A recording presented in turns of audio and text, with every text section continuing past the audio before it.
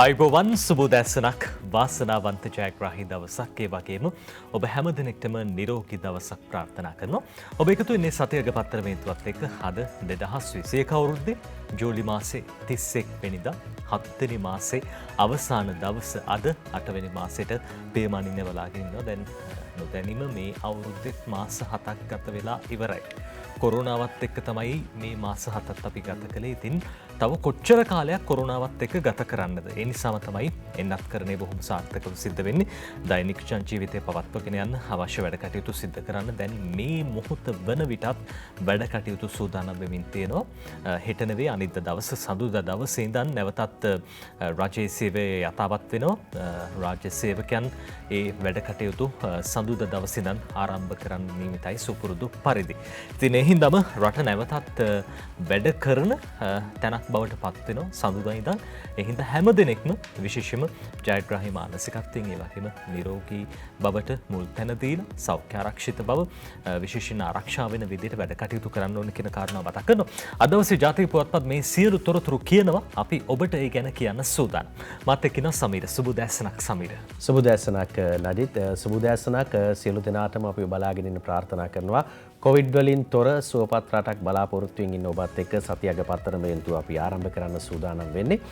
නදිත් ඔබ සඳහන් කළ ආකාරයටම රට යලි විවෘත වෙන්න සූදානමක් තිබෙනවා.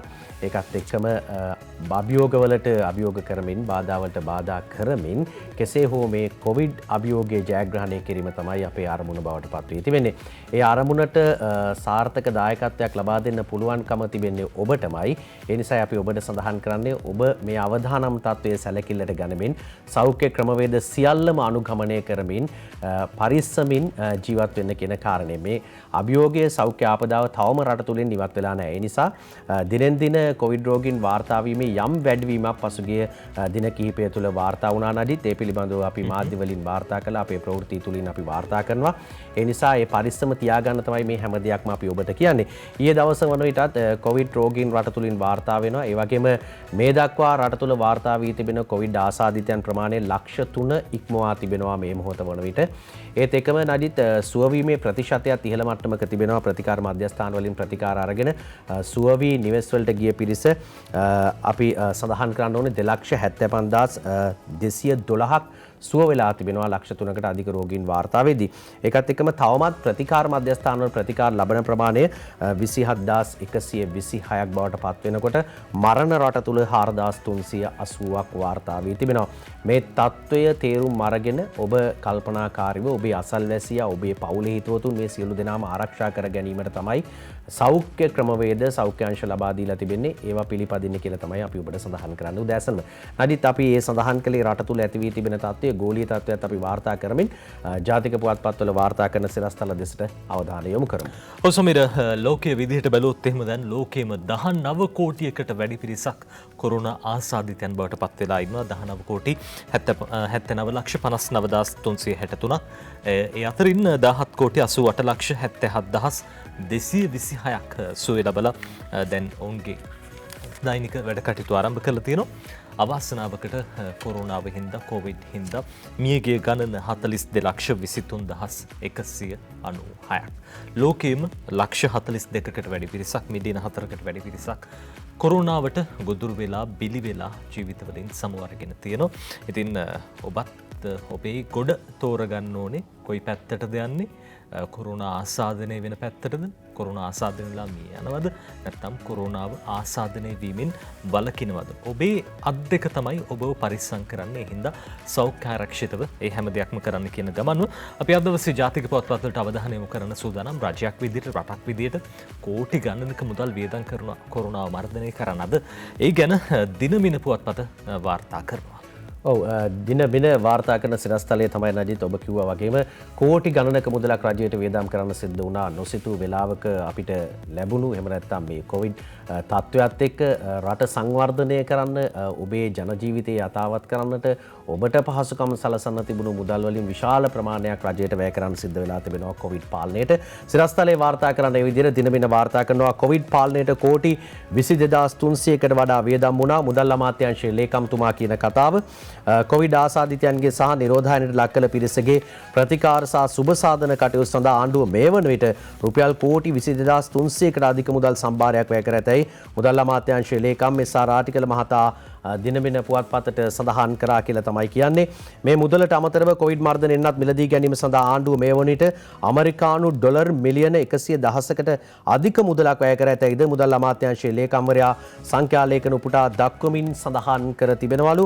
මේ වසරේ ගෙවී ගිය මාස 6ක කාලයේදී පමණක් කොවිඩ් ආසාදිතවන්ට ප්‍රතිකාර කිරීම, නිරෝධායනයට ලක් කිරීම, වියලි ආහාර මළු දීම, රුපියල් 5000ක දීමනාව දීම ආදී කටයුතු සඳහා රුපියල් කෝටි 5300ක් වැය කරලා තිබෙනවලු.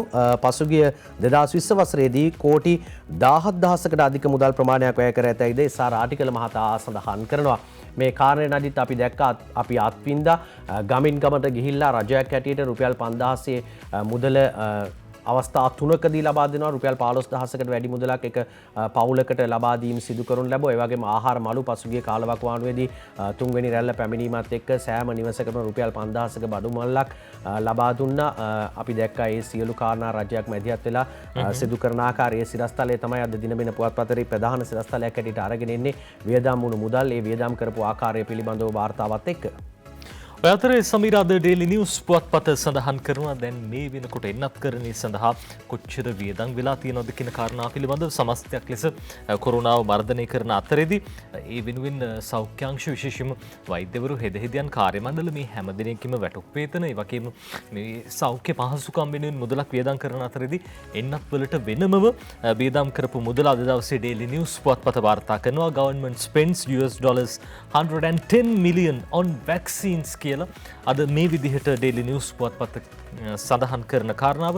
government spends $110 million on vaccines.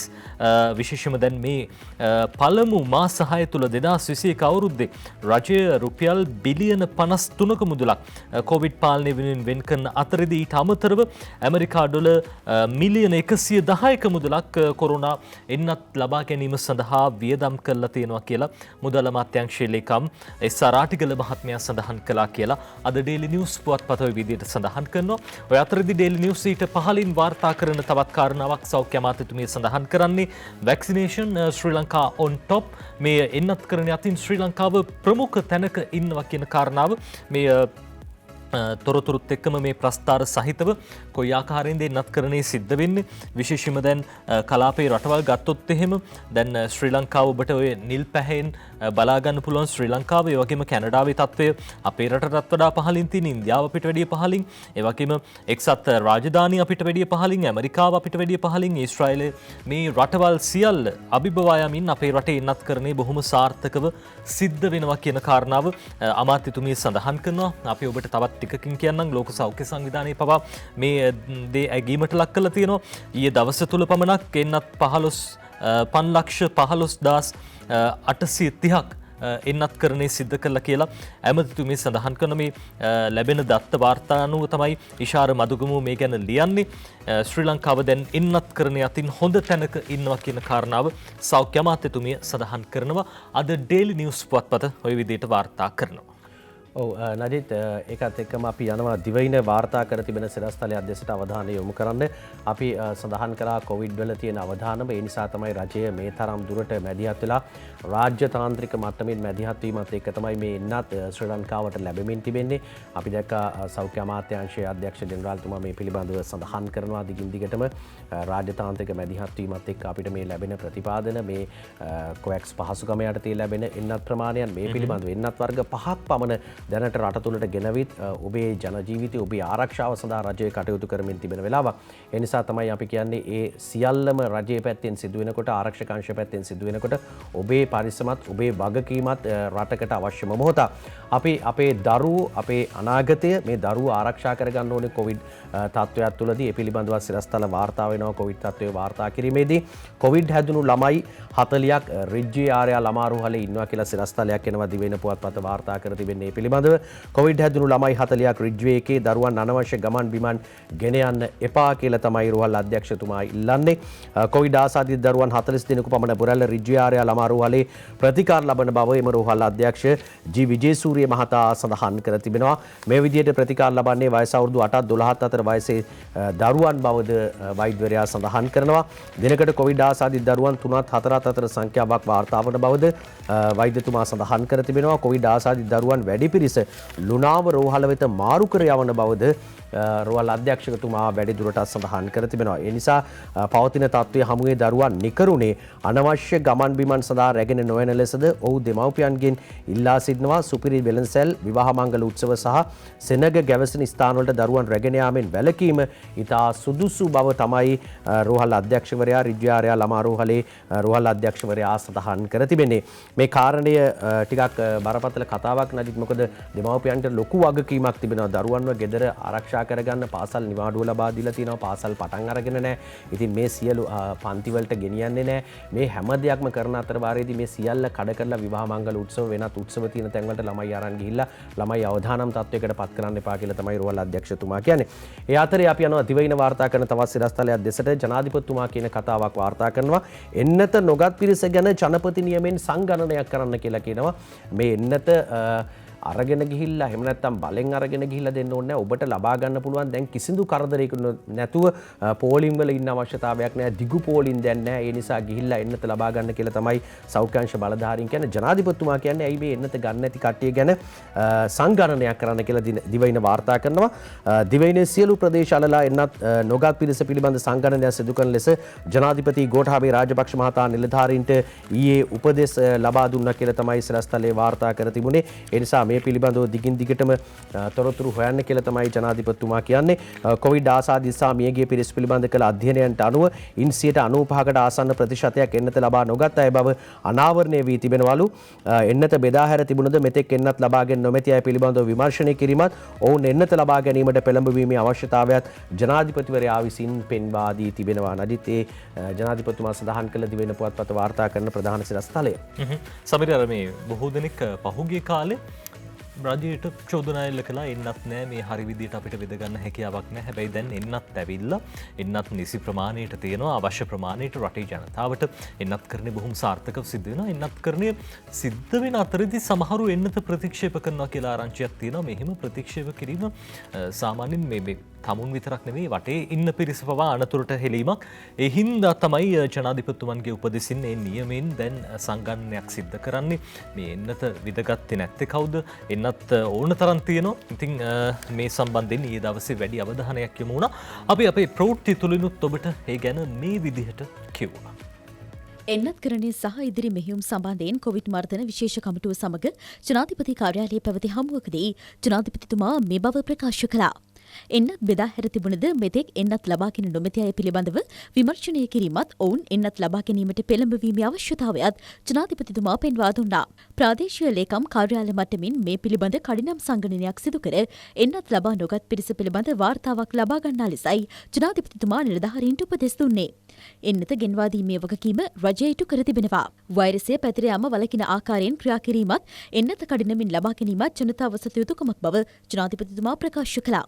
රජයේ ආයතන සහ පොදු ස්ථාන වෙත පැමිණෙන ජනතාව එන්නත් ලබාගත් බවට සහතික කිරණ කාඩ් පත ළඟ තබා ගැනීම අනිවාර්ය කිරීම පිළිබඳ සොයා බැලීම කෙරෙහිද කොවිඩ් කමිටුවේ අවධානය යොමු වුණා.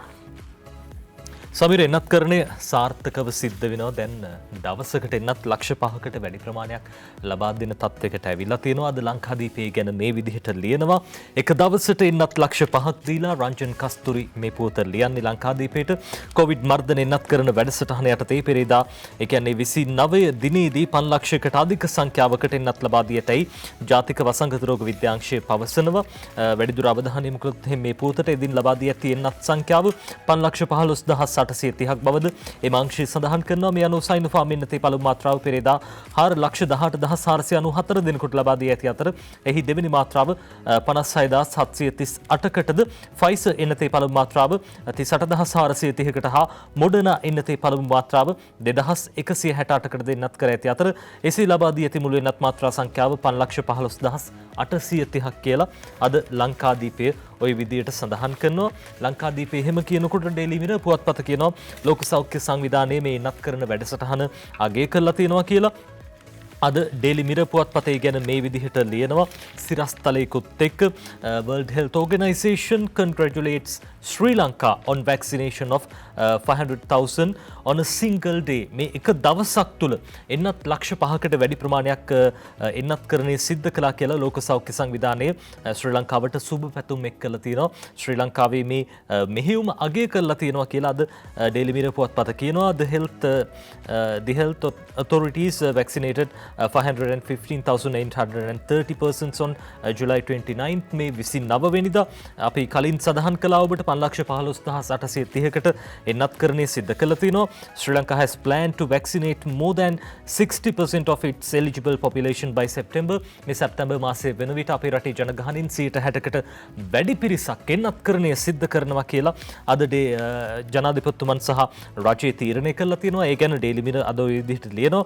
ඉතින් ලෝක සෞඛ්‍ය සංවිධානයේ පවා පැසසුමට ලක් වෙමින් මේ වැඩසටහන අඛණ්ඩව සිද්ධ කරන්න ජනාධිපතිතුමන් බලාපොරොත්තු වෙනවා. අපි දැක්කා දැන් පෙරේදා දවසේදී ලලිත් වීරතුංග ජනාධිපති ප්‍රධාන උපදේශකතුමන් පවා සඳහන් කළා වයස අවුරුදු 12ට වැඩි මේ පාසල් යන වයසේ දරුවන්ටත් එන්නත් කරණය සිද්ධ කරන්න රාජ්‍ය අවධානය යොමු වෙලා තියෙනවා. මූලික අධීර වශයෙන් අවුරුදු 30ට වැඩි පිරිස, ඊට පස්සේ අවුරුදු 12-30 අතර පිරිස, විශේෂයෙන්ම පාසල් යන වයසේ දරුවෝ 12-18 අතර පිරිස බොහොම සංවේදී පිරිසක්. මේ පිරිසටත් එන්නත් කරණය සිද්ධ කරන්න ඕනේ.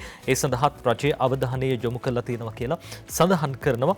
ඒ වගේම විශේෂම අද දවසේ ඩේලි මිරර් පුවත්පතේ ප්‍රධාන සිරස්තලෙනුත් අවධානය යොමු වෙනවා. දැන් වෛද්‍ය අංශ සෞඛ්‍ය අංශ සඳහන් කරන තුන්වෙනි මාත්‍රාවක් පිළිබඳව දැන් රටක් විදිහට අපි පළවෙනි මාත්‍රාව ඒ වගේම දෙවෙනි මාත්‍රාව පිළිබඳව අවධානය යොමු කරලා තිනවා. ජනාධිපතිතුමා උපදෙස් දීලා තිනවා තුන්වෙනි මාත්‍රාවක් අවශ්‍ය නම් මේ සඳහා අවශ්‍ය එන්නත් ප්‍රමාණය ඇනවුම් කරන්න කියලා.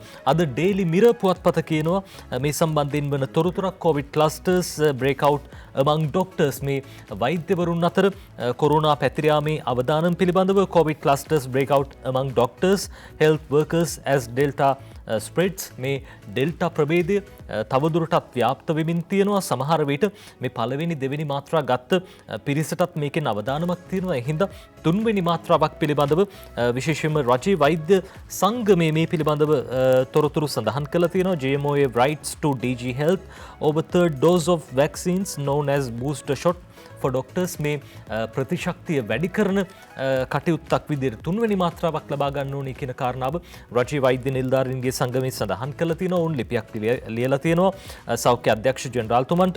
ඒ පිළිබඳවත් ඉදිරියේදී අවධානය යොමු කරයි කියලා අපි විශ්වාස කරනවා.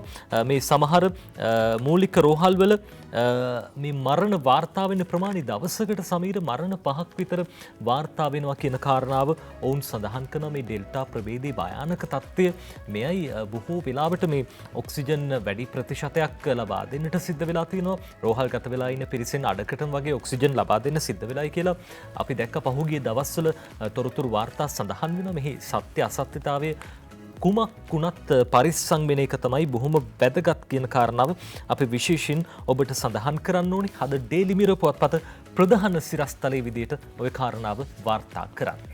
ඔව් නදිත් එන්නත් කරණය රට තුළ ওই විදිහට සිද්ධ වෙද්දී එන්නත් කරණයෙන් බොහෝ පිරිසකට එන්නත ලැබෙනවා.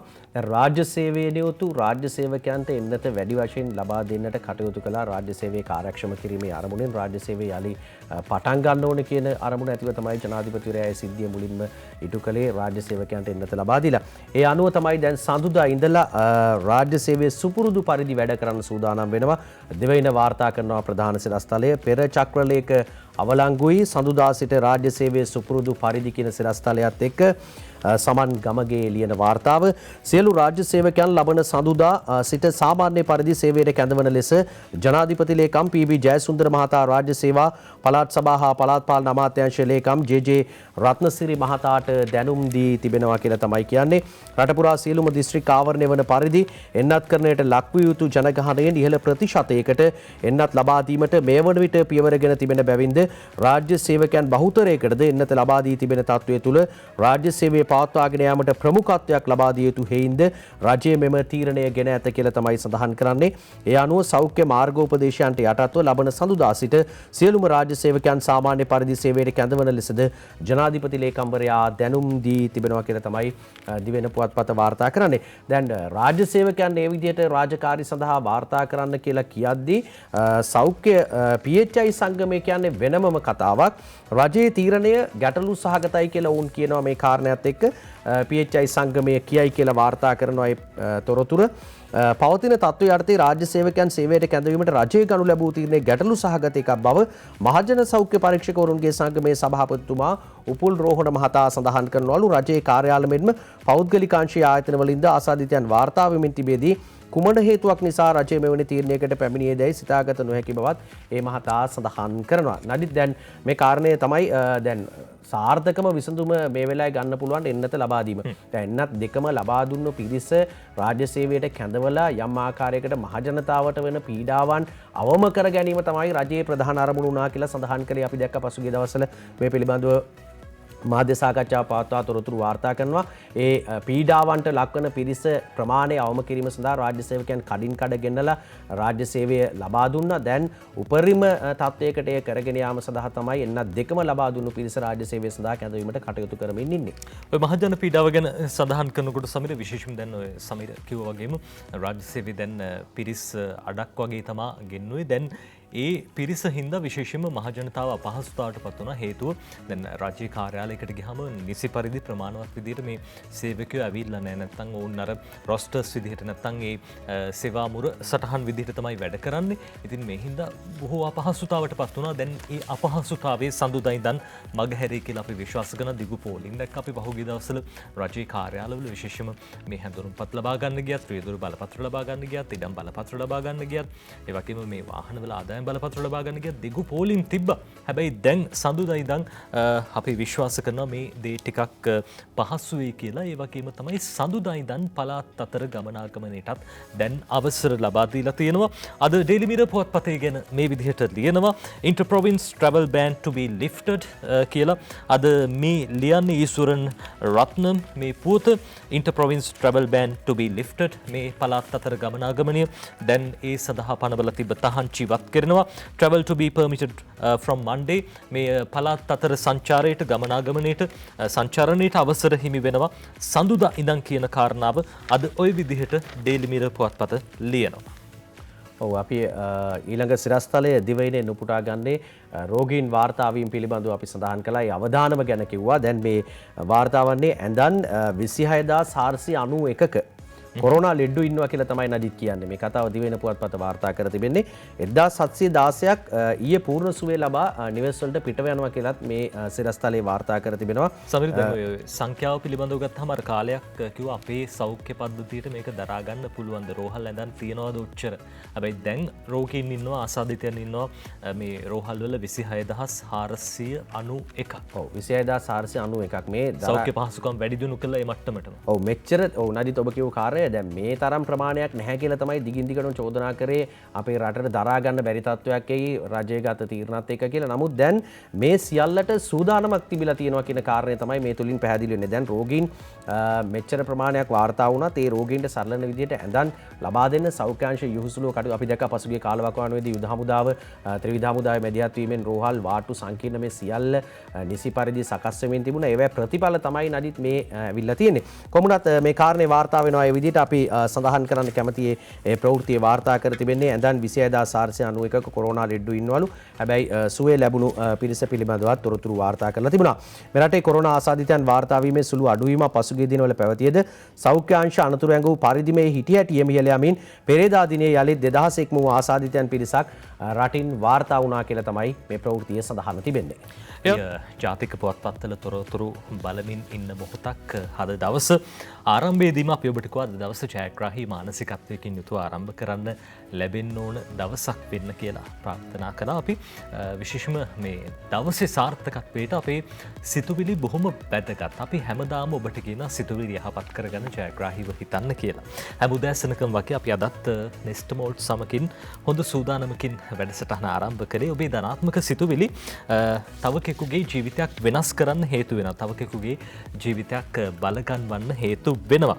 නෙස්ටමෝල්ට් ෆස්ට් කප් සිතුවිලි වැඩසටහන සමගින් එක්වන ඔබට හැකියාව ලැබෙනවා ඔබේ සිතුවිලි වලින් තව කෙනෙකුගේ ජීවිතයක් යහපත් කරන්න බලාපොරොත්තුවක් දෙන්න බලාපොරොත්තු ඇති කරන්න. ඉතින් එහින්දම ඔබේ සිතුවිල්ල හොඳම සිතුවිලි අතරට පැමිණියොත් ඔබට නෙස්ටමෝල්ට් වෙතින් වටිනා තෑගි දිනා ගන්නටත් අවස්ථාවක් හම්බ වෙනවා. මේ පිළිබඳ වැඩිදුර විස්තර සඳහා ඔබට පුළුවන් නෙස්ටමෝල්ට් Facebook පිටුවට වෙත පිවිසිලා මේ තොරතුරු ලබා ගන්න. ඒ වගේම නෙස්ටමෝල්ට් ෆස්ට් කප් සිතුවිලි වැඩසටහන තුළින් දවස ගානේ ජයග්‍රාහකයෝ බිහි කරනවා. අද දවසේ ජයග්‍රාහකයා බවට පත් වෙලා ඉන්න කෙනාව අපි කියන්න සූදානම්. ඊට කලින් අපි මේ ජයග්‍රාහකයා නිර්මාණය කරලා තියෙන සිතුවිල්ල බලමු. සාර්ථකත්වය ඔබ පසුපස පැමිණෙන්නේ නැත. ඔබ එය හඹා යා යුතුයි. එම නිසා දිනුම් කනුව පසු කරන තුරු කිසිවිටකත් උත්සාහය අත් නොහරින්න අරමුණු කරගන්න කියලා අද ඒ විදිහට ලියන්නේ හංසි චන්ද්‍රසේකර. හංසි තමයි අද දවසේ නෙස්ටමෝල්ට් ෆස්ට් කප් සිතුවිලි වැඩසටහනේ ජයග්‍රාහිකාව. හංසි කියන දේ බොහොම වටිනා. සාර්ථකත්වය ඔබ පසුපස පැමිණෙන්නේ නැත. ඔබ එය හඹා යා යුතුමයි. එම නිසා දිනුම් කනුව පසු කරන තුරු කිසිවිටකත් උත්සාහය අත් නොහරින්න අරමුණු කරගන්න කියලා හංසි බොහොම අපූර්වට ඒ සිතුවිලි ගලපනවා. ඔබටත් පුළුවන් සිතුවිල්ලක් එක් කරන්න නෙස්ටමෝල්ට් Facebook පිටුව බලලා ඒ සිතුවිල්ල යොමු කරලා ජයග්‍රාහකෙක් බවට පත් වෙන්නට ඔබටත් හැකියාව තියෙනවා. තව කෙනෙකුගේ ජීවිතයක් බලගන්වන්න. සමීර. ඔව් නඩිත් තවත් කෙනෙකුට උදව්වක් කරන්න පුළුවන් කමක් තියෙනවනේ. එයත් කොයි තරම් වටිනවද? අපි සූදානම් මේ පිළිබඳවත් ඔබට සඳහන් කරන්න. සභාපතිතුමාට ලැබෙන ලිපිත් එක්ක බැලුවාම මනුෂ්‍යත්වයේ සත්කාරය තුලින් ITN අපේ ස්වාධීන රූපවාහිනී සේවය බොහෝ දෙනෙකුට උදව් කරලා තිබෙනවා. ඒ අතරින් අපිට ලැබෙන ලිපි අතරේ ප්‍රධාන වශයෙන්ම අපි සොයාගත්ත ලිපියක් තමයි දෙමළ කලාකාරිනියක් පිළිබඳව තොරතුරු ලියා එවා තිබෙනවා. මේ දෙමළ කලාකාරිනිය ජයා ගෞරි කලාකාරිනිය පිළිබඳව තොරතුරු ලැබෙන්නේ නොම්බර 84න් 24 ජින්තුපිටිය වීදියේ කොළඹ 13 පදිංචි මේ කලාකාරිනිය දැන් අසරණ තත්වයට පත් වෙලා ඉන්නවා කියලා තමයි සඳහන් කරලා තිබෙන්නේ. ඇය කලාකාරිනියක් හැටියට දෙමළ සිනමාව වෙනුවෙන් බොහෝ සේවාවක් ඉටු කරපු කලාකාරිනියක්. ඇය මේ මොහොත වනට 73 වන වියේ පසුවන්නේ දියවැඩියා රෝගයට ගොදුරු වෙලා තියෙනවා. සම්මාන රැසක් ලබා ගත්තා. කලාභූෂණ සම්මානය, ඒ වගේම 2017 විශ්වාභිනන්දන ඇතුළු තවත් සම්මාන රාශියකට හිමිකම් කියූ කලාකාරිනියක් ජයා ගෞරි කියන්නේ. ඇය ඇයගේ සහෝදරියත් එක්ක දැන් නිවසක ජීවත් වෙනවා. කුලී නිවසක ජීවත් වන්නේ.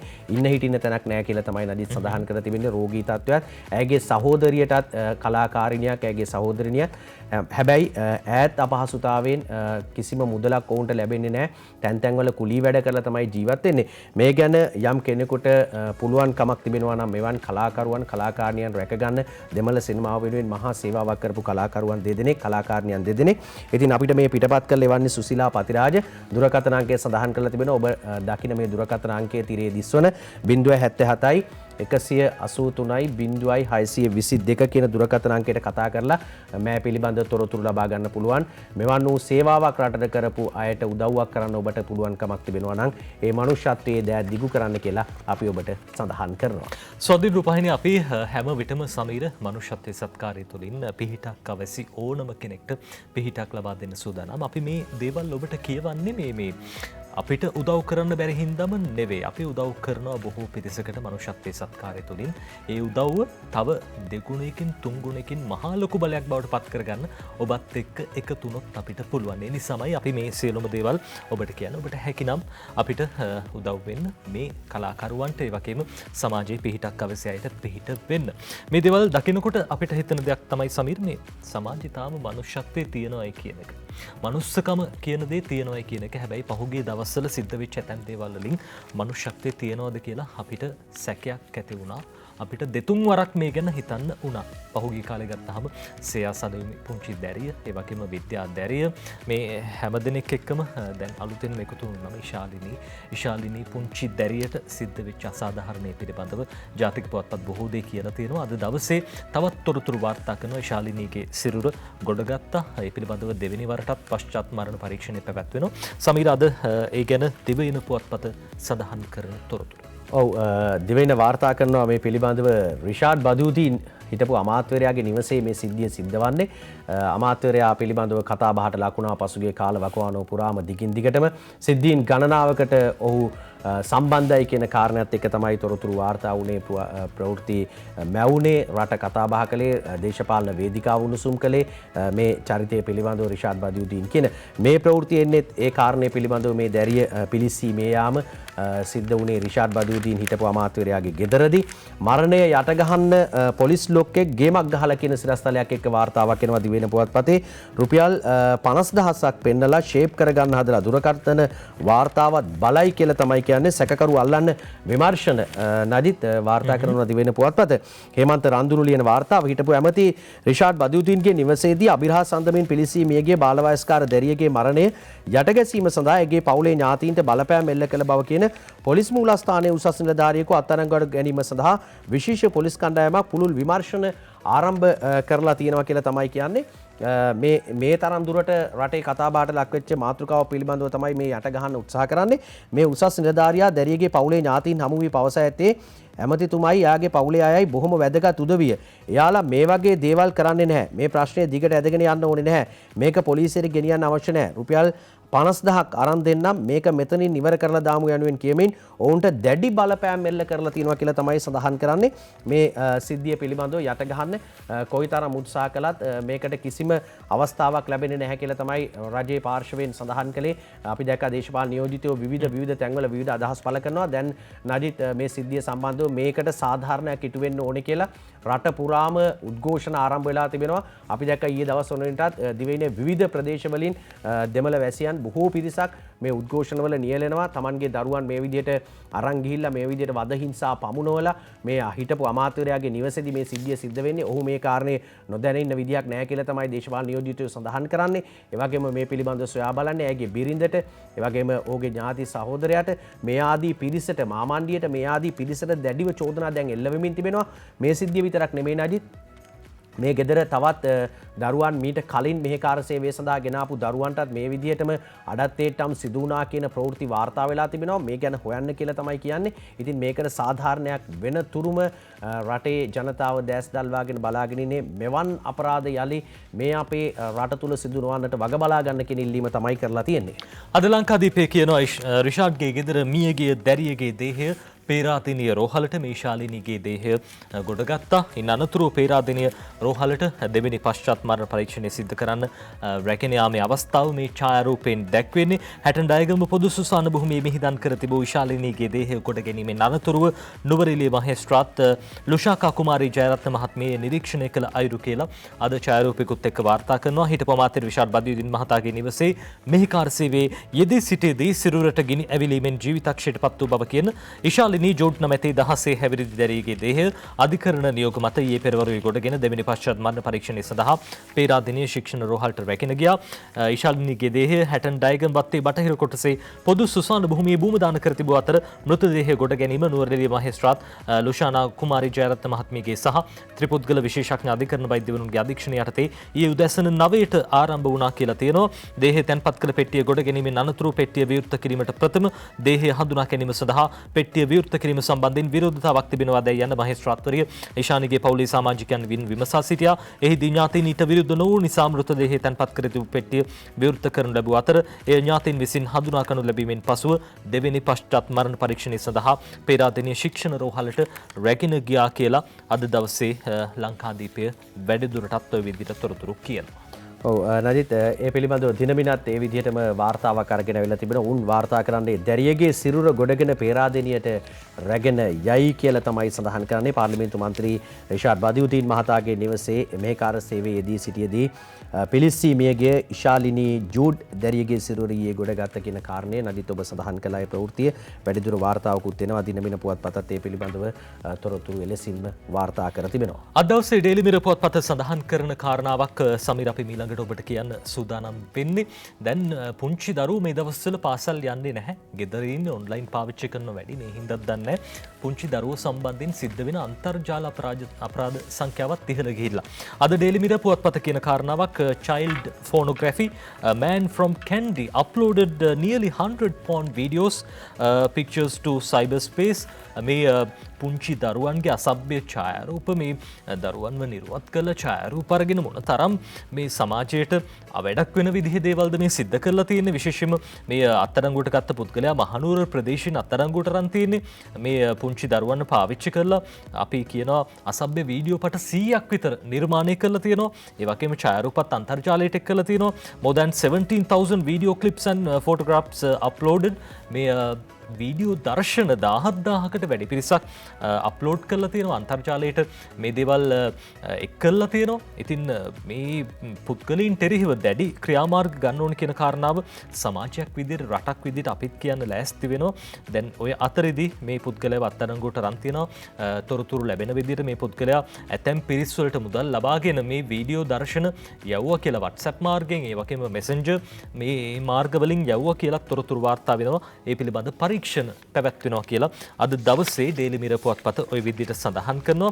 ඒ අතරේදී ඒ පුවතත් එක්කම ඩේලි නිවුස් පුවත්පතත් සඳහන් කරන කාරණාවකට අපි අවධානය යොමු කරන්න සූදානම්. ඊට කලින් සමීර විශේෂයෙන්ම ලංකාදීපේ අද වාර්තා කරන කාරණාවක් දැන් මේ වෙනකොට සමාජයේ අපරාධ ටිකෙන් ටික ඉහළ ගිහිල්ලා තියෙනවා. අපි දකිනවා මත්කුඩු මේ මත්ද්‍රව්‍ය අත්අඩංගුවට ගන්නවා, වැටලීම් සිද්ධ කරනවා. අද ලංකාදීපේ ප්‍රධාන සිරස්තලය හමුදා පොලිස් සෙබළ නිවසේ කෝටි 45ක කුඩු තාත්තත් නංගිත් පොලිස් භාරයට ත්‍රිරෝධ රියදුර අත්අඩංගුවට කියලා අද ලංකාදීපයට ඉන්දිකා රාමනායක ශ්‍රීනාත් ප්‍රසන්න ජයසූරිය සමගින් බිමල් ශාමන් ජයසිංහ වගේම තුසිත කුමාර ද සිල්වා මේ ලියන පුවත හමුදා පොලිස් සෙබළ නිවසේ කෝටි 45ක කුඩු තාත්තත් නංගිත් පොලිස් භාරයට ත්‍රිරෝධ රියදුර අත්අඩංගුවට රුපියල් කෝටි 45කට අධික වටිනාකමකින් යුත් හෙරොයින් තොගයක් සමග සැකකරුවෙකු බණ්ඩාරගම රේරුකාන ප්‍රදේශයේදී කළුතර දිසා අපරාධ කොට්ටාසය විසින් ඊයාලුවීම අත්අඩංගුවට ගන්න ලැබූ බව පොලිස් මාධ්‍ය ප්‍රකාශක ජ්‍යෙෂ්ඨ නියෝජ්‍ය පොලිස්පති අජිත් රෝහණ මහත්මයා සඳහන් කළා කියලා.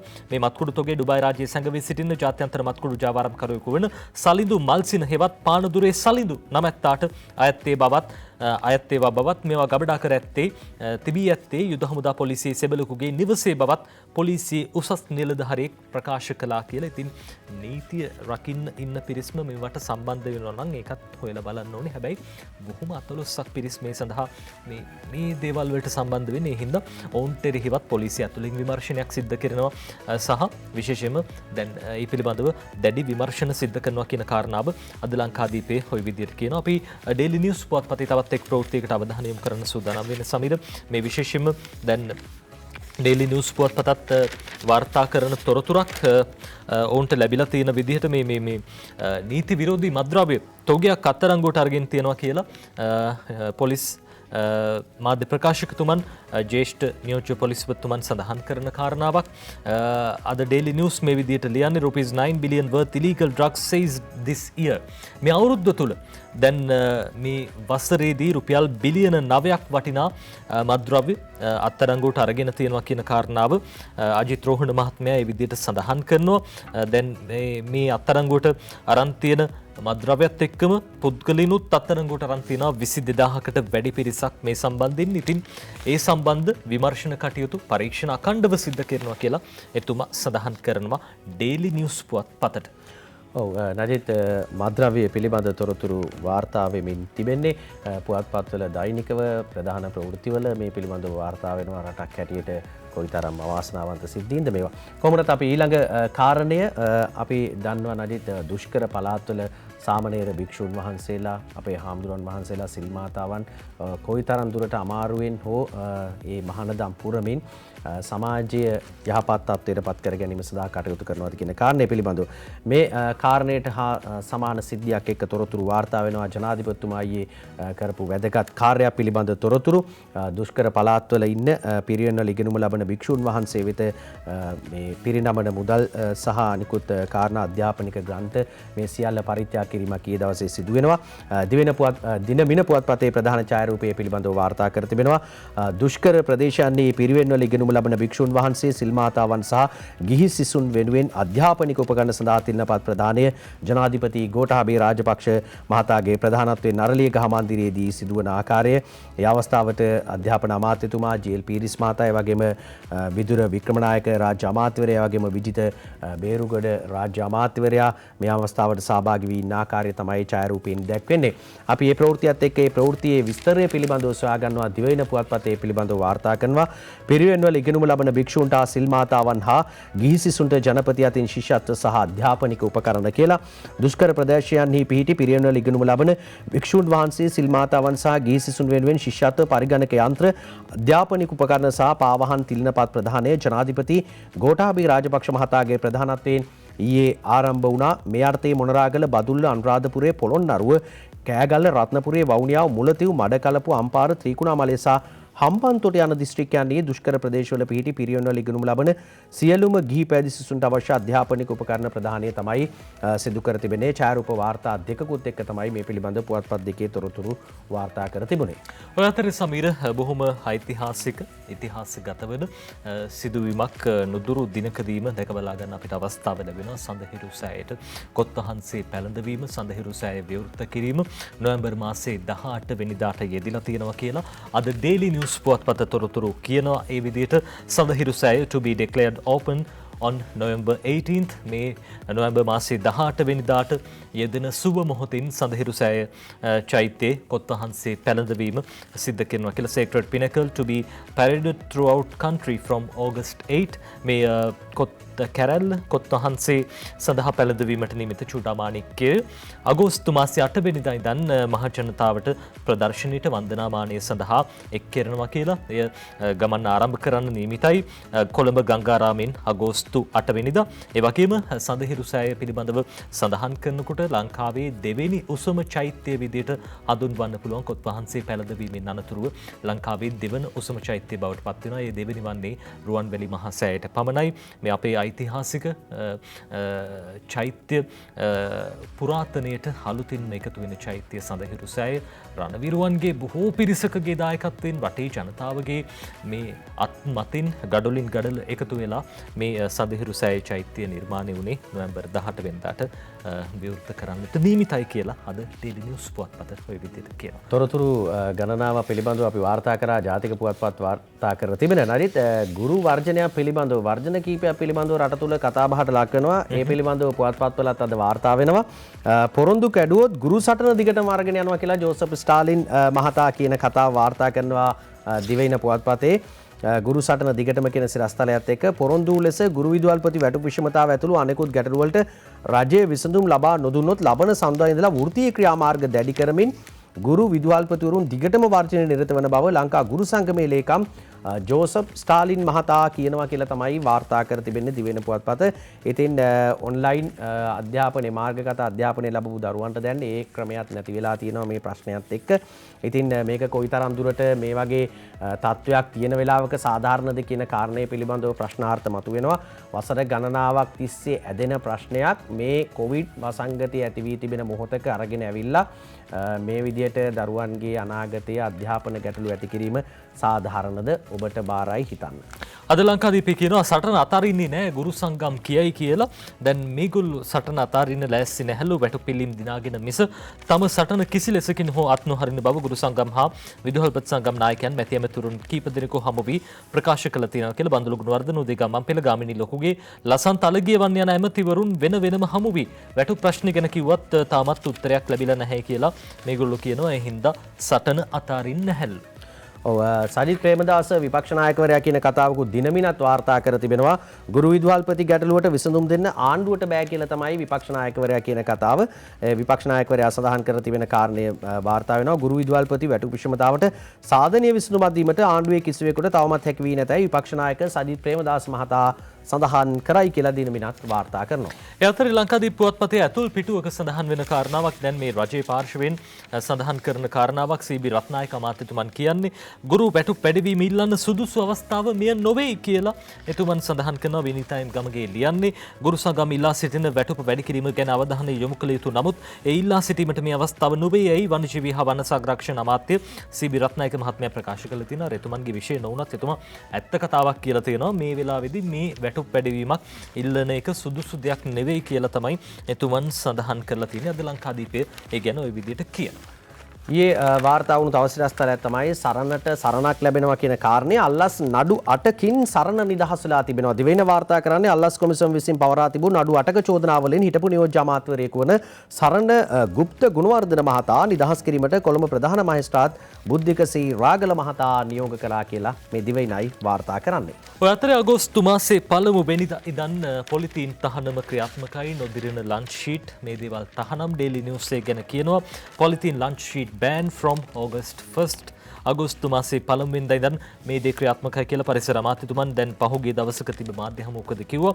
දැන් ඒ නීතිය අගෝස්තු 1 වෙනිදා ඉඳන් ක්‍රියාත්මක වෙනවා. අපි නජිත් යනවා බැසිල් රාජපක්ෂ මුදල් අමාත්‍යවරයා කියන කතාවත් දෙසට අවධානය යොමු කරන්න. ඉලක්කගත වැඩපිළිවෙලක් යටතේ සංචාරක කර්මාන්තය යථාවත් කරනවා කියලා තමයි මුදල් අමාත්‍යවරයා සඳහන් කර තිබෙන්නේ. ඒ ප්‍රවෘත්තිය වාර්තා කර තිබෙනවා දිවයින පුවත්පතේ ඇතුළු පිටුවක.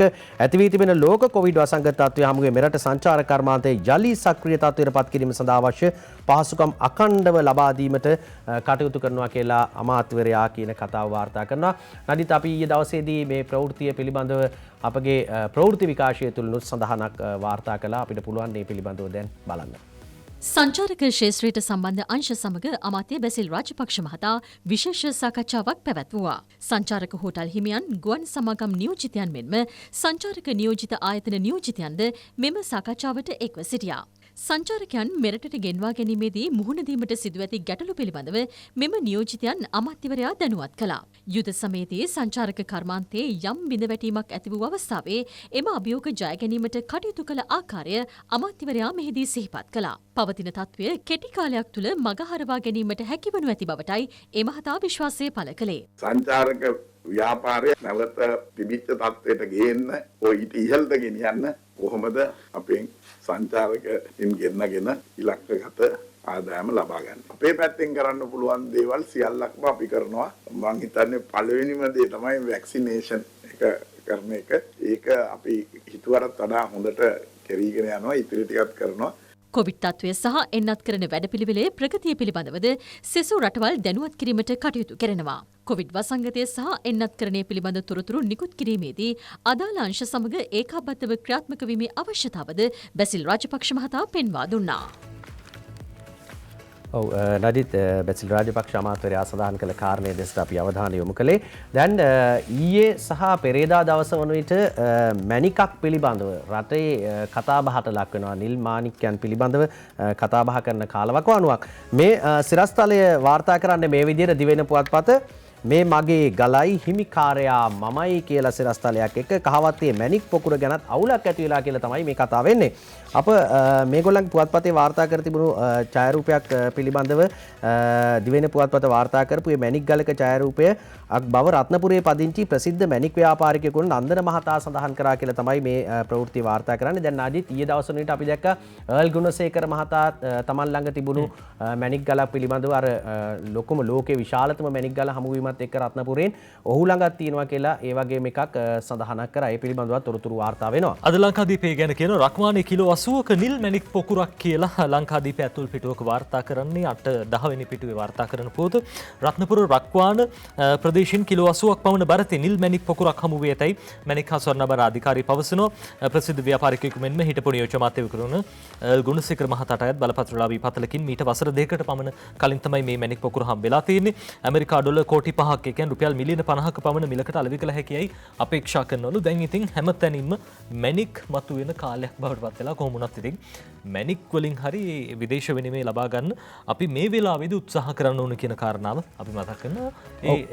සමීර් නජිත් දැන් මේ මැණික් වල වටිනාකමක් නැහැ කියලා සමහර අය සඳහන් කරලා තිබුණා. නමුත් ස්වර්ණාභරණ අධිකාරිය සභාපතිතුමා තිලක් වීරසිංහ මහතා සඳහන් කළා මේවට වටිනාකමක් තිබෙනවා. අපේ වෙළඳපොළටත් වැඩිය ලෝක වෙළඳපොලේ කෞතුක වස්තුන් හැටියට මේවා තියාගන්න පුළුවන්. ඒ නිසා විශාල වටිනාකමක් තියෙන මේ මැණික් ගල් තමයි හමු වෙමින් තිබෙන්නේ. ඒ නිසා බැහැර කරන්න එපා. මේවට වටිනාකමක් වෙළඳපොළ තුල නිර්මාණය වෙමින් තිබෙනවා කියලා සභාපතිවරයා සඳහන් කළා.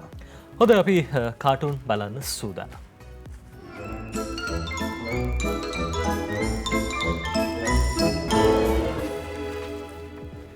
අපි දිවෙන පොත්පතේ උදේ විමලසිරිගේ පුරසාරං කාටුනේ බලන්න ලෑස්ති වෙන්නේ දෙන්නේ කතාවක් මේ දේශපාලකතුමයි මේ තව එක්කෙනෙකුයි කතාවක් ගෑස් හිඟලු පුරන් කියලා එක්කෙනෙක් ඔන්න දැන් කියනවා අනිත් එක්කෙනා කියනවා අයියෝ සීනි වැඩි වුණාම දිය වැඩියාව හැදෙනවා කිව්වා ලුණු වැඩි වුණාම ප්‍රෙෂර් හැදෙනවා කිව්වා ඒ වගේ ගණන් වලින් උයලා කෑවහම මොකක් හරි ලෙඩක් හැදෙනවා කියලා දාගන්න සර් මේ ගණන් වලින් උයලා කෑම මේ ලෙඩක් හැදෙනවා කියලා දාගන්න සර් එතකොට ඒ ප්‍රශ්නේ විසඳෙයි කියලා තමයි කියන්නේ මේ දිවෙන පුවත්පතට චමෝද් පද්මශ්‍රීගේ ශ්‍රී සමයන් කාටුන් එක අපි බලන්නේ දෙන්නේ කතා වෙනවා මේ කියන කතාව අරුන්දික ප්‍රනාන්දු අමාත්‍යරයා කියපු කතාවක් නදිත් කොතලාවල වගේ විශ්වවිද්‍යාල එදා තිබුණා නම් මං අද වෛද්‍යවරයෙක් කියලා අරුන්දික ප්‍රනාන්දු කියනවා සමයන් කියලා කියනවා අම්මපා කියලා ප්‍රශ්නාර්ථිකුත් එක්ක අනිත් එක්කෙනා කියනවා කොතලාවල පනතේ භයානකකම තේරුනේ ඕන් දැන් තමයි කියලා කියනවා හොඳයි මේ සුවාරිස් කාටුනේ දසහපුවලන්න ගිය අද ඉන්නේ ලංකාදීප පුවත්පතට බලන්න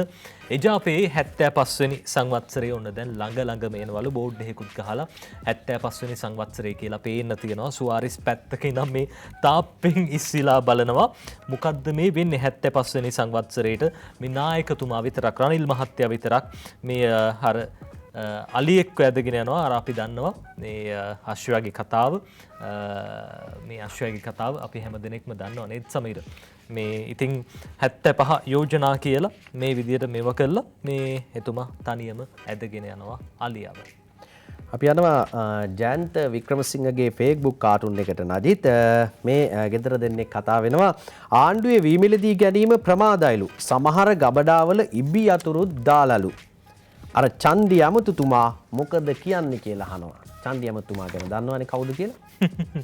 මේ දිනවෙන පුවත්පතට අද දවසේ අඳින කාටුනේ අංජන ඉන්ද්‍රජිත් බලන්න මේ මෛත්‍රීපාල සිරිසෙන මහත්තයාට ඔලු දෙකකුයි මේ අත්නම් කොහොමද දෙකයිනේ තියෙන ඔලු දෙකක් ඇවිල්ලා වගේ අපිට පේන්නේ.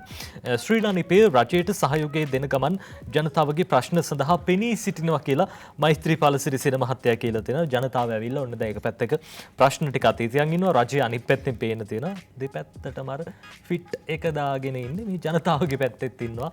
රජයේ පැත්තෙත් ඉන්නවා. එතුමා රජයට සහයෝගය දෙන ගමන් ජනතාවගේ ප්‍රශ්න සඳහාත් පෙනී සිටිනවා කියලා ඕන් කියලා තියෙනවා. ශ්‍රීකාන්තගේ ශ්‍රී දූපත කාටුන් එක අපි තෝරගන්නවා මේ විදිහට කියන්නේ කොතලාවල පනතයි ගුරු වර්ජනයයි රිෂාඩ් සිද්ධියෙන් වැහිලා ගියා බං කියලා කියනවා.